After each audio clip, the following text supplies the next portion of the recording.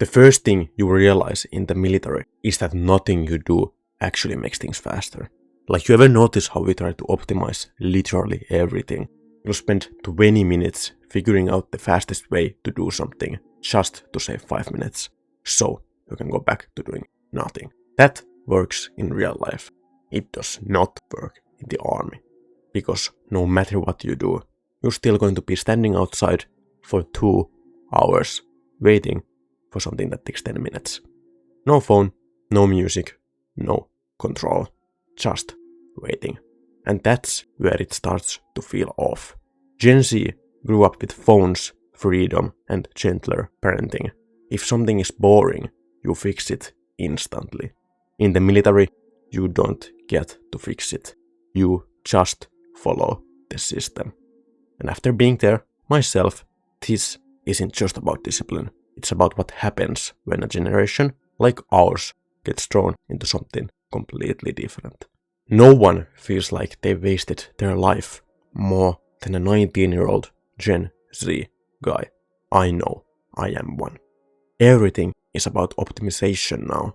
Looks maxing, money maxing, whatever maxing. People are constantly trying to find the most efficient path to get the best results.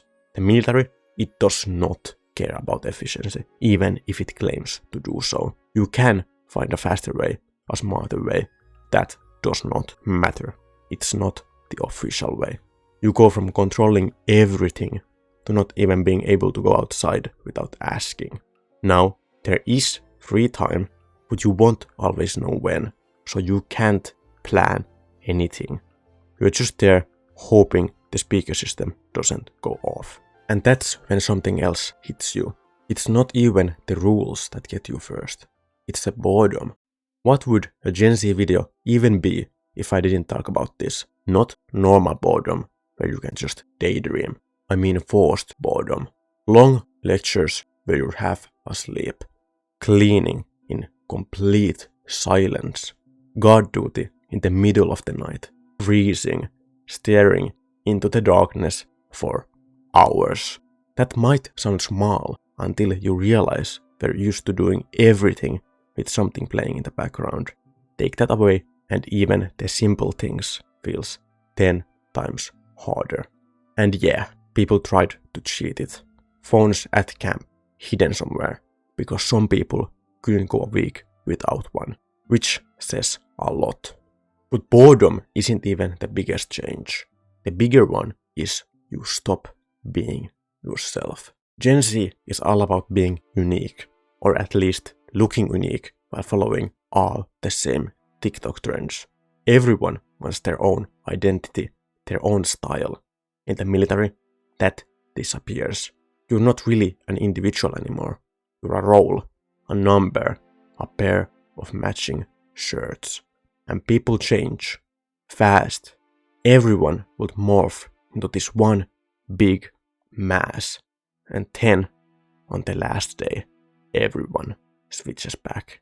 People show up in outfits you would have never imagined on them. Piercings, crazy leather coats, completely different vibes. And it just hits you.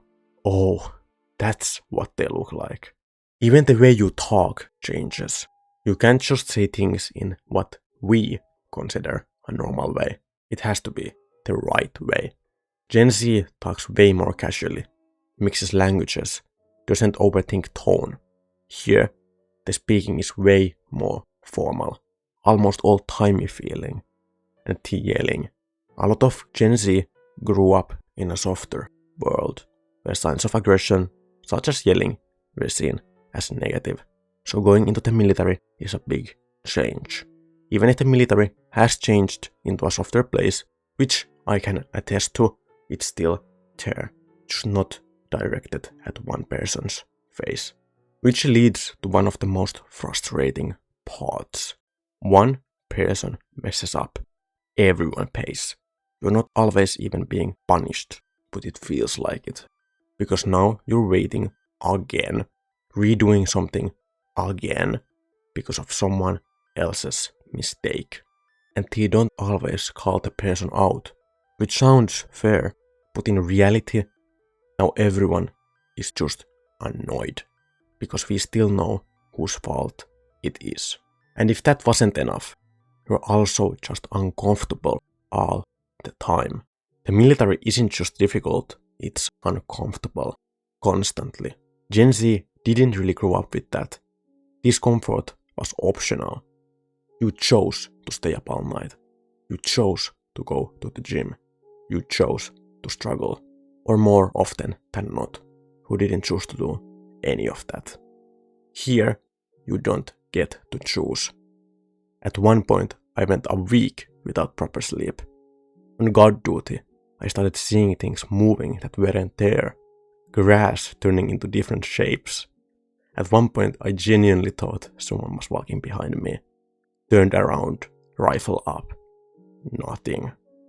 And you're just there, tired, confused, holding a weapon, trying to figure out what's real, and you just have to keep going. But somehow, this is also where things get better. Because if there's one thing Gen Z is good at, it's coping through humor. Everything becomes a joke. You're soaking wet, freezing, can barely see in the rain, and everyone's laughing. And that joke stays for weeks. Because what else are you gonna do? This is the part people get wrong about Gen Z. People think Gen Z wouldn't handle it. Too soft, too used to comfort.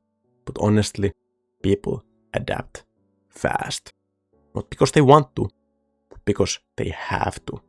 And you realize something. Gen Z isn't just one thing. You got people who struggled, like me, and people who treat it like a vacation. Farmers, athletes, regular guys. Everyone adjusts differently. And in the end, you actually take something from it. The military forces you to deal with things modern life avoids. Boredom, discomfort, lack of control. And weirdly, that's valuable. It makes you stronger, more resilient, because when you get back to normal life, everything feels easier. Things you never appreciated before, you notice. Life feels great. Military and typical Gen Z lifestyles couldn't be more different. And somehow, they still meet in the middle. Because even if it doesn't fit at first, people adapt. Not perfectly, not quietly, but enough. Watch my previous military videos, and please subscribe. I've only got a few.